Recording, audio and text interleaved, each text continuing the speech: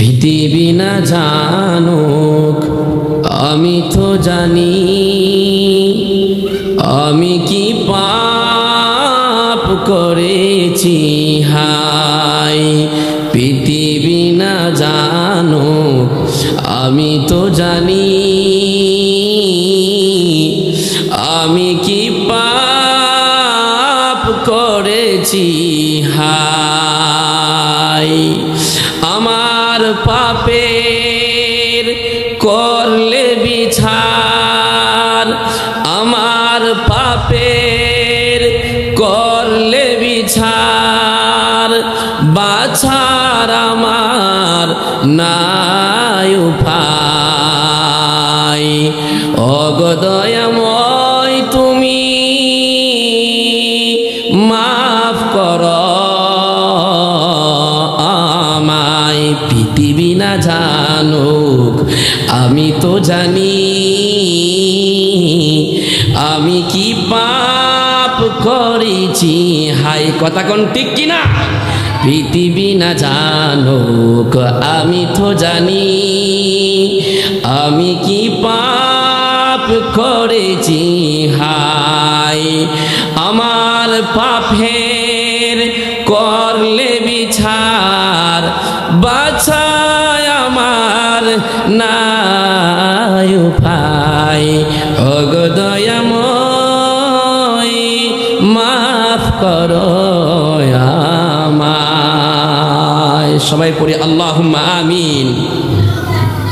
আলহামদুলিল্লাহ, ঐতিহ্যবাহী ব্রাহ্মণবাড়িয়া বিজয়নগরের দক্ষিণ অঞ্চল পত্তন এলাকার নোয়াগাঁও ফুটন্ত গোলাপের ঐতিহ্যবাহী একটি যুব সংগঠনের উদ্যোগে 2 দিন ব্যাপী মাহফিলের আজকের প্রথম দিনের প্রথম অধিবেশন। রব্বে কারিম যেন আমাদেরকে আপনাদেরকে অত্যন্ত মায়া করে, মোহাব্বত করে, পছন্দ করে, বিভিন্ন জায়গা হতে ফারেক করে যে আজকে এই কোরআন হাদিসের মজলিসা দোয়া করি আল্লাহ তাআলা যেন আজকের এই মাহফিলে যাদেরকে আসার তৌফিক দান করেছে, কাল কিয়ামতের ময়দানে যেন আমাদেরকে নবীজির সঙ্গে আজকের মতো বসতে পারি। আল্লাহ কবুল করে। সকলে বলি আমিন, জোরে বলি আমিন। কারণ একজন সাহাবী নবীর কাছে গিয়ে বলতেছি, ইয়া রাসূলুল্লাহ, নবী গো কিয়ামত কখন হবে? বলেন না সুবহানাল্লাহ। রাসূল বলতেছে, তুমি যে কিয়ামত কিয়ামত বলতেছো, তুমি কিয়ামতের জন্য কি তুমি করলা, কি আমল করলা? সে বলতেছে, ইয়া রাসূলুল্লাহ, আমি তেমন কোনো আমল করতে পারি নাই, কোনো আমলই করতে পারছি না। তবে হুজুর আমি একটা আমল করতে পেরেছি। কি আমল? হুজুর আমি আপনাকে এবং আপনার আল্লাহকে এবং আপনাকে ভালোবাসতে পেরেছি। বলেন না সুবহানাল্লাহ। ইয়া রাসূলুল্লাহ, আমি আপনাকে এবং আল্লাহকে অনেক ভালোবাসি। আমার রাসূল বলেন, আল মারউ মা মান আহাব্বা, যার সঙ্গে যার মোহাব্বত হবে কাল কিয়ামতের ময়দানে তার সঙ্গে তার হাসর হবে। বলি সুবহানাল্লাহ। এই জন্য বলা হয় দুনিয়াতে যার সঙ্গে তার যার মোহাব্বত হয় কাল কিয়ামতের ময়দানে তার সঙ্গে তার হাসর হবে। দুনিয়ার মধ্যে যে সমস্ত মানুষ ইমাম সাহেব হুজুর বা আলেমদের সঙ্গে চলাফেরা করে, এমন আছে না নাই? দেখবেন হঠাৎ করে কিয়ামতের ময়দানে সে হুজুরের পিছনে পিছনে যাচ্ছে জান্নাতে। বলেন না সুবহানাল্লাহ। এমন হতে পারে কি পারে না? পারে। আবার দুনিয়াতে দেখবেন কত মানুষ দুনিয়ার মধ্যে সে অনেক বুঝ আছে, টাকা পয়সা আছে, কিন্তু সে মসজিদে আসে না, কোরআন সুন্নাহের দরবারে নাই, উলামায়ে কেরামদেরকে ভালোবাসে না, চোর ডাকাত, ইয়াবাখোর, গাঁজাখোর, পেঞ্চিখোর বা ওই সমস্ত নাদানদের সঙ্গে তার মিলামেশা বেশি। এমন আছে না নাই? রাসূল এই হাদিসের দ্বারা বলতেছেন ওই সমস্ত লোকেরা কাল কিয়ামতের ময়দানে হাসর হবে তাদের সঙ্গে। বলে নাউজুবিল্লাহ। যে কথা বলতেছিলাম, আল্লাহ তাআলা কোরআনে বলেন, ওয়াল আসর ইন্নাল ইনসানা লাফি খুসর ইল্লাল্লাযীনা আমানু ওয়া আমিলুস সালিহাত।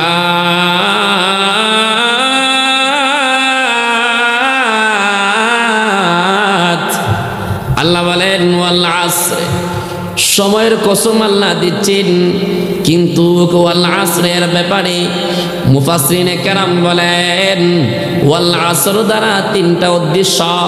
কি উদ্দেশ্য? 1 নম্বর হতে পারে আসরের সময়, দ্বিতীয় নম্বর উদ্দেশ্য হলো আসরের নামাজ, তৃতীয় নম্বর উদ্দেশ্য হলো সময়ের কসম। আল্লাহ তাআলা ওয়াল আসরি শব্দটা বলে 3টি উদ্দেশ্য নিয়েছেন। এমন হতে পারে আল্লাহ রাব্বুল আলামিন ওয়াল আস শব্দ বলে বলতেছেন ইন্নাল ইনসানা লাফি খুসরে, নিশ্চয় মানুষ, নিশ্চয় যারা ইনসান তারা রয়েছে ক্ষতিগ্রস্তের মধ্যে, ক্ষতির মধ্যে রয়েছে। শুধু তা নয়, আল্লাহ বলেন ইল্লাল্লাযীনা আমানু ওয়া আমিলুস সালিহাতি, তারা ব্যতীত যারা ঈমানদার, ঈমান এনেছে, ওয়া আমিলুস সালিহাত এবং সৎ আমল করে, ওয়া তাওয়াসাউ বিল হাক্কি ওয়া তাওয়াসাউ বিস সাবরি, এবং যারা সত্য এবং হকের দাওয়াত দেয় পরস্পরে, এবং যারা পরস্পর ধৈর্যের দাওয়াত দেয়। এই সমস্ত লোকগুলা ব্যতীত যত মানুষ দুনিয়াতে আছে সমস্ত মানুষগুলা রয়েছে ক্ষতিগ্রস্তের মধ্যে। এই কথাটা আমি বললাম নাকি আল্লাহ বলেছেন? আল্লাহ বলেছেন। শুধু তা নয়, ইমাম শাফি রহমাতুল্লাহ আলাইহি তিনি বলতেছেন যদি কোনো মানুষ সূরা আসর লক্ষ্য করে এবং সূরা আসরের দিকে চিন্তা ভাবনা করে আমল করে, ওই ব্যক্তির জন্য নাজাতের ফয়সালা হওয়ার জন্য এই সূরাটাই হবে যথেষ্ট। সুবহানাল্লাহ পড়বেন না? শুধু তা নয়, আল্লাহর নবীজির একজন সাহাবী যার নাম হলো উবাইদুল্লাহ ইবনে হাসান রাদিয়াল্লাহু তাআলা আনহু, তিনি থেকে হাদিসটি বর্ণিত। তিনি বলেন আল্লাহর নবীজি সাল্লাল্লাহু আলাইহি ওয়াসাল্লামের 2 জন সাহাবী আছে। এই 2 জন সাহাবী যখন পরস্পর সাক্ষাৎ করতেন, দেখা হতো, তখন তারা সূরা আসর একে অপরকে শোনানো না পর্যন্ত একে অপর থেকে পৃথক হইতেন না। সুবহানাল্লাহ। সূরা আসর সাহাবায়ে কেরামরা বেশি বেশি করিয়া পড়তেন। শুধু তা নয়, আল্লাহু আকবার, একজন মুফাসসির যার নাম হলো ইমাম ফখরুদ্দীন রাজি রহমাতুল্লাহ আলাইহি, তিনি বলেন, ইমাম ফখরুদ্দীন রাজি রহমাতুল্লাহ আলাইহি তিনি সূরা আসরের ব্যাখ্যা কিভাবে করেছেন দেখেন। তিনি চিন্তা করতেছেন আল্লাহ যে সূরা আসর নাযিল করেছেন, আসর দ্বারা কি উদ্দেশ্য হতে পারে।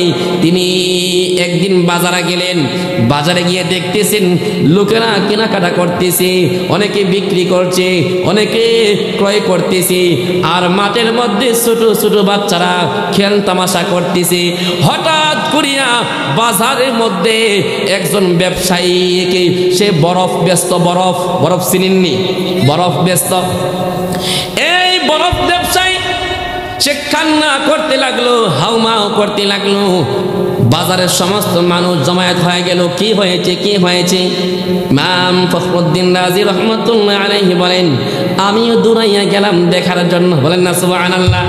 আমিও গেলাম দেখার জন্য কি হলো, কি হলো।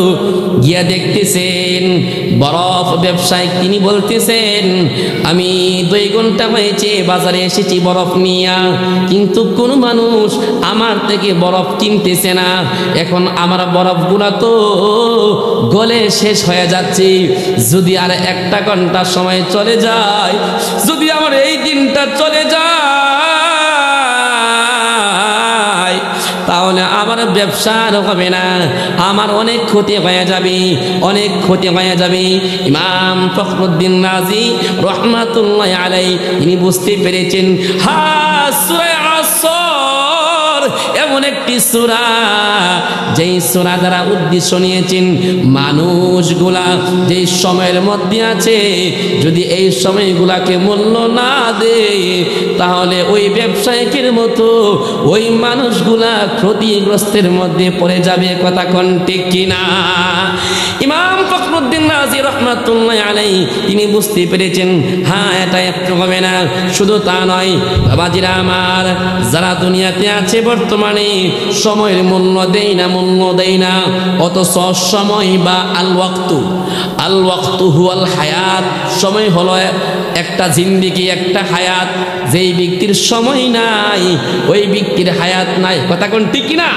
যেই ব্যক্তির সময় নাই, যেমন যারা আজকে দুনিয়াতে নাই তাদের কাছে কোনো সময় নাই। আজকে যাদেরকে বলা হয় বাবাজি নামাজে আসেন না, মসজিদে যান না, কোরআন পড়েন না, অথবা একটু নজরটা করিয়া আল্লাহর রাসূল সাল্লাল্লাহু আলাইহি সাল্লামের পথকে আঁকড়ে ধরেন না, তখন সে যখন বলে আমার সময় নাই, আমার সময় নাই, ওই ব্যক্তির জন্য যেই সময়টা আছে এই সময়টা হলো এমন একটা সময় যেই সময়টা তাকে ক্ষতিগ্রস্ত করে দিল।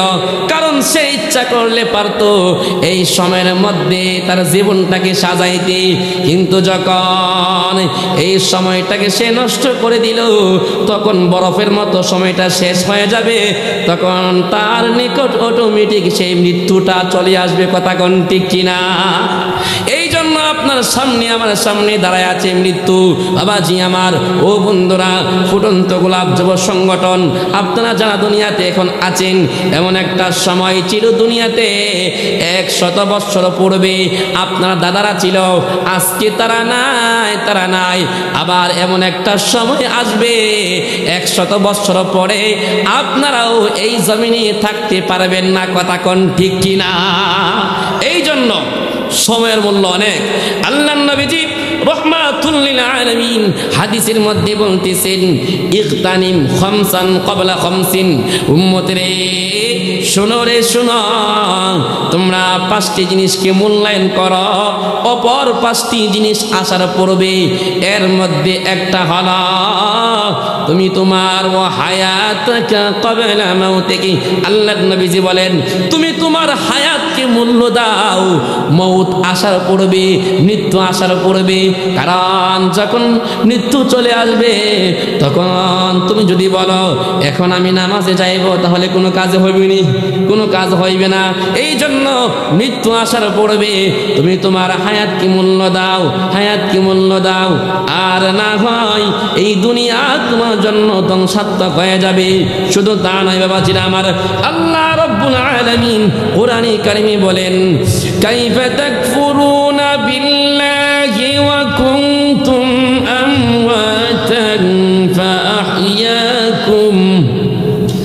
فأحياكم ثم يميتكم ثم يحييكم ثم إليه ترجعون।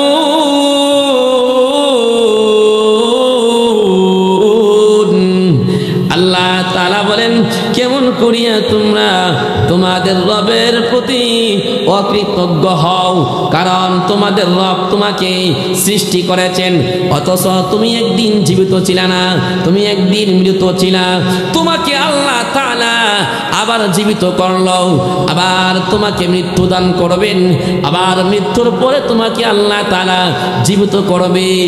এরপরে আল্লাহ তাআলার দিকে মানুষ প্রত্যাবর্তন করতে হবে। বাবাজিরা আমার, দুনিয়ার মধ্যে যারা এই সময়টা পাইয়া, এই দুনিয়া পাইয়া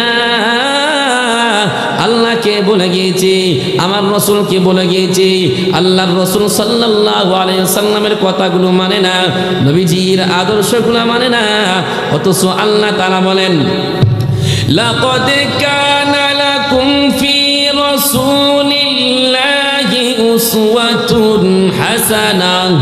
আমার আল্লাহ রাব্বুল আলামিন বলেন, অবশ্যই অবশ্যই তোমাদের জন্য রয়েছেন তোমাদের রাসূলের আদর্শের মধ্যে উত্তম নমুনা। সুবহানাল্লাহ। শুধু তা নয় বাবাজিরা আমার, আল্লাহ রাব্বুল আলামিন বলেন, রে বান্দারা শোনো রে শোনো, তোমাদের জন্য রয়েছেন তোমাদের রাসূলের জীবনের মধ্যে উত্তম আদর্শ। বলেন না সুবহানাল্লাহ। আল্লাহ বলেন, লাকাদ কানা লাকুম ফি রাসূলিল্লাহি উসওয়াতুন হাসানাহ। বলেন আল্লাহু আকবার। রে মানুষ শোনো রে, তোমাদের জন্য তোমাদের নবীজি মায়ার নবী রহমাতুল লিল আলামিন সাইয়্যিদুল মুরসালিন আকায়ে নামদার তাজদারে মদিনা, ওই নবীজির জীবনের মধ্যে রয়েছে উত্তম আদর্শ। বলবেন না সুবহানাল্লাহ? কারণ কি জানেন বাবাজিরা আমার, এই নবীর জন্য শুধু মানুষ না গাছপালা সহ, শুধু গাছপালা না পশু পাখি সহ পাগল হইয়া দুনিয়া থেকে বিদায় হয়ে গেছে। বলবেন না সুবহানাল্লাহ? যেমন কসওয়া আল্লাহর নবীজি রাহমাতুল লিল আলামিন এর একটা উট ছিল, এই উটটা আল্লাহর নবীজির জন্য অনেক কান্না করত। বলবেন না সুবহানাল্লাহ? অনেক কান্না করত। কারণ কি জানেন, আল্লাহর নবীজি রাহমাতুল লিল আলামিনের জন্য এই উট অনেক পাগল ছিল। এমন কি যখন রাসূল দুনিয়া থেকে বিদায় হয়ে গেলেন, তখন এই উটটা নবীজিকে না পাইয়া হাউমাউ করে কান্না করতে থাকে। মানুষগুলা এই উটটাকে আদর করে আর বলে, কান্না করিস না রে। কিন্তু এই পশু উটটা নবীজির ব্যথা বিরহ, নবীজিকে না পাইয়া, নবীজি দুনিয়াতে নাই বিদায়, এই উটটা নবীজির জন্য কান্না করতেছেন। মানুষগুলা এই উটটাকে সান্ত্বনা দেয়, কিন্তু এরপরও সেই উটটা কান্না বন্ধ করে না। সুবহানাল্লাহ। শুধু তা নয়, আল্লাহর নবীজিকে দেখার জন্য, নবীজির জন্য উটটা কি করবে, খানা খাই না, 1 দিন না, 2 দিন না, 3 দিন পর্যন্ত এই উটটা খানা খাই না। কারণ এই জমিনে আমার নবী নাই, নবীর বিরহ ব্যথায় এই উটটা না খাইতে অনাহারে এক পর্যায়ে এই উটটা কঙ্কাল হয়ে গেছে, গোশত নাই, পেট এর চামড়াগুলা একটা অংশ অন্য একটা অংশের সঙ্গে লেগে গেছে। সুবহানাল্লাহ। এরপরও খানা খাই না, শুধু কান্না করে উটটার চক্ষু দিয়া এমন করিয়া ঝরঝর করিয়া পানি পড়তেছি। যখন সাহাবায়ে কেরাম রাদিয়াল্লাহু তাআলা আনহুম আজমাইন দেখতে পাইলেন উটটার চোখ দিয়া টপ টপ করিয়া নবীর জন্য পানি পড়তেছে। সুবহানাল্লাহ। শুধু তা নয়, নবীকে না পাইয়া শেষ পর্যন্ত এই উটটা লাফাইতে একটা কূপের মধ্যে ঝাঁপ দিয়ে পড়ে আত্মহত্যা করেছে, দুনিয়ার থেকে বিদায় হয়ে গেছে। কারণ যেই জমানায় আমার নবী নাই, ওই জামানাতে ওই দুনিয়াতে তাইকে আমার লাভ নাই। যেহেতু নবীজি চলে গেছে, আমি আর এই দুনিয়াতে থাকবো না। একটা পশু উট হইয়া, নবীর পাগল হইয়া নবীর জন্য জান দিয়া দিছে। সুবহানাল্লাহ বলবেন না? এরে বাবাজি আমার, আর আমরা মানুষ হইলাম, কিন্তু আল্লাহর নবীজি রাহমাতুল লিল আলামিনের সুন্নাতগুলো মানে না, নবীজির অনুকরণ করি না, কিন্তু দাবি করি নবীজির উম্মত, দাবি করি মুসলমান। এমন আছে না নাই? অভাব নাই। এই জন্য বাবাজি এখনো সময় আছে। দুনিয়ার মধ্যে যত অন্যায় করেছেন, যত অপরাধ করেছেন, সমস্ত অন্যায়গুলা দুনিয়ার মধ্যে যত অন্যায় করেছেন, সমস্ত পাপগুলা নিয়ে আল্লাহর দরবারে দাঁড়াইয়া যান। আর যদি আপনি বলেন, আল্লাহ গো, দুনিয়ার মধ্যে যত ভুল ভ্রান্তি করিয়াছি আপনি মাফ করিয়া দেন, আমার আল্লাহ বলেন, বান্দারে, এ বান্দা, যত পাপ হয়ে গেছে, যত গুনাহ হয়ে গেছে, সমস্ত গুনাহগুলি নিয়ে তুমি আমি আল্লাহর দরবারে দাঁড়াইলে, যা বান্দা, তোর সমস্ত গুনাহগুলি আমি আল্লাহ মাফ করে দিলাম। কারণ আমার আল্লাহ রাব্বুল আলামিন বলেন, কুল ইয়া ইবাদিয়াল্লাযীনা আসরাফু আলা আনফুসিহিম, বলেন আল্লাহু আকবার, লা তাকনাতু মির রাহমাতিল্লাহ,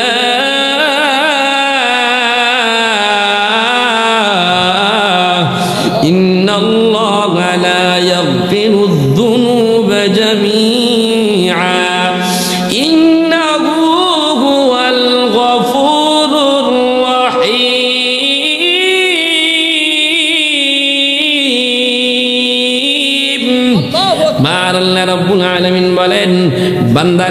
নৈরাশ হইও না, গুনাহ হয়ে গেছে চিন্তা করিও না, এত টেনশন করিও না। তোমার যত অন্যায় হয়ে গেছে, যত পাপ হয়ে গেছে, সমস্ত পাপ নিয়ে যদি আমি আল্লাহর দরবারে আসো, আমি আল্লাহ তাআলা তোমাকেও ক্ষমা করে দিব। সুবহানাল্লাহ। শুধু তা নয় বাবাজিরা আমার, আল্লাহ পাক রব্বুল আলামিন আপনাকে আমাকে দুনিয়াতে প্রেরণ করেছেন। কোরআনে কারিমে আল্লাহ বলেন, আল্লাযী খালাকাল মাউতা ওয়াল হায়াতা লিয়াবলুয়াকুম আইয়ুকুম আহসানু আমালা ওয়া হুয়াল আজিজুল গফুর।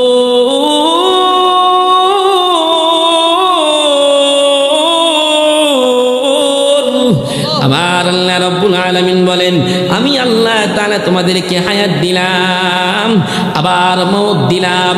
আমি আল্লাহ তাআলা দেখতে চাই আইয়ুকুম আহসানু আমালা, তোমাদের মধ্যে কারা কারা চমৎকার আমল করো, সুন্দর আমল করো।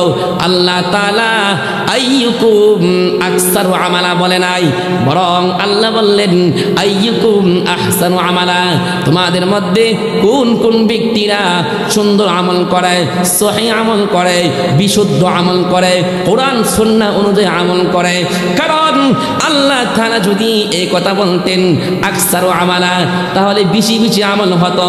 এই জন্য নবীজির সাহাবী যার নাম হলো হযরত ওমর রাদিয়াল্লাহু তাআলা আনহু, তিনি বলেন, আমি ইহা নিয়ে চিন্তিত নয় যে আমার আমলগুলা বেশি হয়েছে কিনা, বেশি বেশি আমল করতে পারতেছি কিনা, বরং আমি চিন্তিত ইহা নিয়া যে আমার আমলগুলা সঠিক পন্থায় হচ্ছে কিনা। সুবহানাল্লাহ। এই জন্য বাবাজিরা আমার, আল্লাহ রাব্বুল আলামিন আপনাকে হায়াত দিয়েছেন, আবার মওত দিয়েছেন। এর মধ্যে আল্লাহ তাআলা দেখতে চান আপনি কেমন আমল করেন।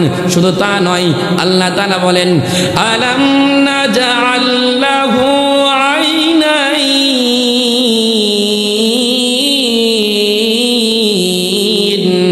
ওয়া লিসানান ওয়া শাফাতাইন।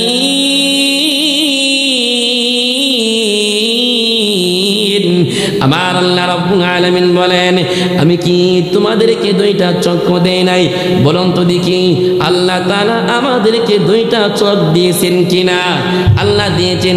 শুধু তা নয়, আল্লাহ তাআলা বলেন ওয়া লিসানান ওয়া শাফাতাইন। আরে গোলাম, আমি আল্লাহ তাআলা কি তোমাকে দুইটা ঠোঁট দেই নাই? হ্যাঁ আল্লাহ দিয়েছেন। এরপর বান্দা তুমি কেন এই দুইটা ঠোঁট দিয়া সত্য কথা বলো না? এরপর বান্দা তুমি কেন এই দুইটা ঠোঁট দিয়া কোরআন পড়ো না? এরপর কেন এই দুইটা ঠোঁট দিয়া হক কথা বলো না? এমন মানুষ আছে, সুন্দর জবান আছে, সুন্দর করিয়া কথা বলতে পারে, কিন্তু সত্য কথা বলে না, বাস্তব কথা বলে না, কোরআনের কথা বলে না, বরং যা কিছু বলে সব কিছু মিথ্যা বলে। এমন আছে না নাই? অথচ আল্লাহ তাআলা এত সুন্দর জবান দিয়েছেন। ওয়ালিসান মানে জবান, ওয়াশাফাতাইন মানে দুইটা ঠোঁট। এই ঠোঁট দয় আল্লাহ তাআলা দিয়েছেন হক কথা বলার জন্য, সত্য বলার জন্য। কথা কোন ঠিক কিনা? সত্য বলার জন্য আল্লাহ তাআলা এই ঠোঁট দিয়েছেন, মিথ্যা বলার জন্য নয়। কিন্তু মানুষ দুনিয়াতে আইসা কত মিথ্যা বলে। ডান দিকের কথাটা বাম দিকে, বাম দিকের কথাটা লড়াইয়া পিছন দিক দিয়ে গোড়াইয়া আবার সামনে আনে। আছে না নাই? অনেক মানুষ আছে। এই জন্য বাবাজিরা আমার, মিথ্যা বলা যাবে না। মিথ্যা হলো সমস্ত পাপের মূল। এই জন্য বাবাজিরা আমার, এমন একটা সময়ের মধ্যে আমরা এসেছি যেই সময়ের মধ্যে মিথ্যা বললে এই সময়টা আপনাকে আমাকে ধ্বংস করে দিবে। এই জন্য রাসূল বলেন, আল কিযবু উম্মুজ যুনুব, মিথ্যা হলো সমস্ত পাপের মূল। যেই কথা বলতেছিলাম শেষ দিকে, অত্র এলাকাবাসীর মধ্যে অনেক যুবক ছেলেরা আছে, অনেকের আব্বা আম্মা আছে। আব্বা আম্মার খেদমত করা দরকার, ফরজ। শুধু তা নয়, যেই ব্যক্তি আব্বা আম্মার খেদমত করবে না, আমার রাসূল সাল্লাল্লাহু আলাইহি ওয়াসাল্লাম বলেন, হুমা জান্নাতুকা ওয়া নারুকা, আব্বা আব্বা আম্মাই তোমার জন্য জান্নাত, আবার আব্বা আম্মাই তোমার জন্য জাহান্নাম।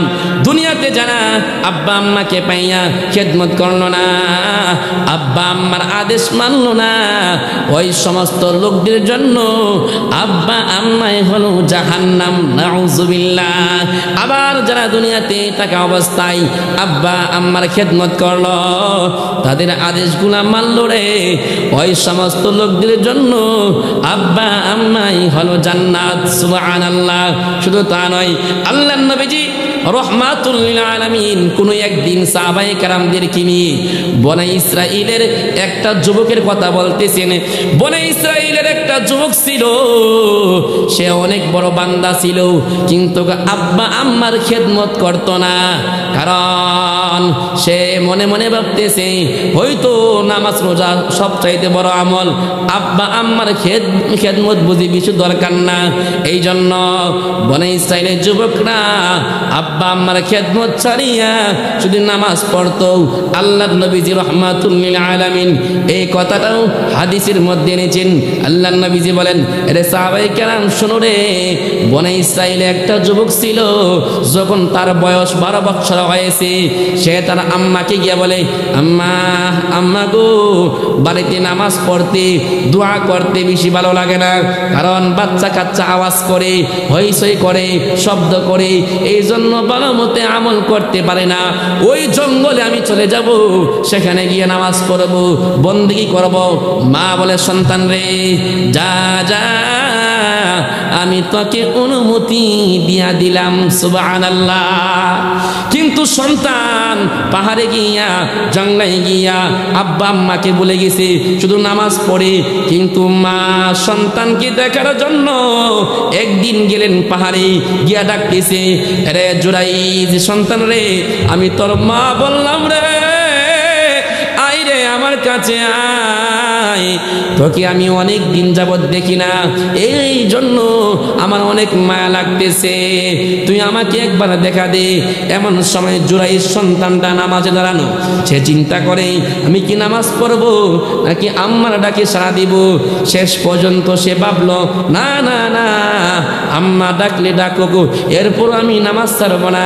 এই চিন্তা করিয়া মায়ের ডাকে সাড়া দেই নাই। শেষ পর্যন্ত মা চলে গেল। আবার পরের দিন আসলো, আয়েশা মা ডাকতেছে, জুরাইজ রে, আমি তোর মা বললাম, আমি তোকে দেখার জন্য অনেক দিন কান্না করতেছি, আমি তোর মা বললাম রে, আমাকে একবার দেখা দে। সন্তান দেখা দেই না। তৃতীয় দিন আবার মা আয়েশা বলতেছেন, রে জুরাইজ, আমি তোর মা রে, আমার বাড়িতে ভালো লাগে না, তোকে দেখার জন্য আমি জঙ্গলায় চলে এসেছি, তুই একবার আমি মার ডাকে সাড়া দেস না। এমন সময় জুরাইজ সাড়া না দিয়া নামাজে ব্যস্ত রয়েছে। মা বদদুয়াটা এমন করিয়া দিয়েছে, ও আল্লাহ, আমি শুনেছি আমার সন্তান এই পাহাড়ের মধ্যে আছে, কিন্তু সে আমার ডাকে সাড়া দেয় না। যদি আল্লাহ সে থাকে, তাহলে তুমি তাকে দুনিয়ার মধ্যে জিনাকারিনীর অপবাদ না দিয়া দুনিয়া থেকে উঠাইয়া নিয়েন না, নাউজুবিল্লাহ। শেষ পর্যন্ত আল্লাহর কি মহিমা, আল্লাহর কি মহিমা দেখেন। এক পর্যায়ে এলাকার মধ্যে জিনা হয়েছে, এমনকি এই জিনার একটা যারা সন্তান হয়েছে, এই মহিলা যারা সন্তান নিয়া এলাকার মেম্বার চেয়ারম্যানের কাছে গেল, গিয়া বলতেছেন, এই যে সন্তান, এটা হলো ওই পাহাড়ের মধ্যে একজন আবেদ, একজন আল্লাহর ওলি, তাকে এই সন্তানের। বলেন নাউজুবিল্লাহ। এলাকার মানুষ সবাই জমা গেছে, দরবারে বসলো, মিটিংয়ে বসলো, কি করা যায়। হুজুরকে আনলেন, কি ঠিক কিনা, আপনি কি এমন কাজ করেছেননি? সে বলতেছে, না রে না, আমি এমন কাজ করি নাই। তখন এলাকাবাসী বলে, সাক্ষী কি? হুজুর বলতেছেন, এই যে কুলের বাচ্চাটা আছে মহিলার, এই বাচ্চাটাকে জিজ্ঞাসা কর, এই বাচ্চাটা বলো আমার সাক্ষী। এই বাচ্চাটা বলে, হুজুর যা বলেছে তাহা সত্য, আমার আব্বা হুজুর না, অন্য একজন রাখাল। এই কথা বলা মাত্রই রাখাল বলতেছে, আজকে যে আমি অপমানিত হইলাম, ইহার একমাত্র কারণ হইল আমার মায়ের বদদুয়া। এই জন্য মার খেদমত করতে হবে, আম্মাকে ভালোবাসতে হবে, আব্বুকে ভালোবাসতে হবে। বাড়িতে গেলে গিয়ে সালামটা দিবেন, দোয়া নিবেন, যাবার সময় 500 বারে নিয়ে যাবেন, কিছু নিয়ে যাবেন। আব্বা আম্মা দোয়া করলে ডাইরেক্ট কবুল, বলেন না সুবহানাল্লাহ, দোয়া করলে কবুল। এই জন্য যাদের আব্বা আম্মা আছে দুনিয়াতে আলহামদুলিল্লাহ আপনারা ধন্য, যাদের নাই তাদের জন্য রাসূল বলে তোমরা কবরের পাশে যাইবা, গিয়া কান্নাকাটি করবা, তাহলে আল্লাহ তাআলা ক্ষমা করবে। এবং আব্বা আম্মা থাকলে যে দোয়া দিত, এই দোয়াটা তোমরা কবরে গিয়া দাঁড়াইয়া তাদের জন্য দোয়া করলে তোমরা সেই একটা নেক ফয়েজ বরকত তোমরা পাইবা আব্বা আম্মার থেকে। এই জন্য বাবাজিরা আমার, সময় স্বল্প, সময় শেষ হয়ে গেছে, এখন আজানও হবে। আমরা যারা আছি আব্বা আমরা খেদমত করব, আর অত্র এলাকাবাসী সকলের জন্য আমরা আজকে দোয়া করব, আগামীকালে ইনশাল্লাহ দোয়া করব।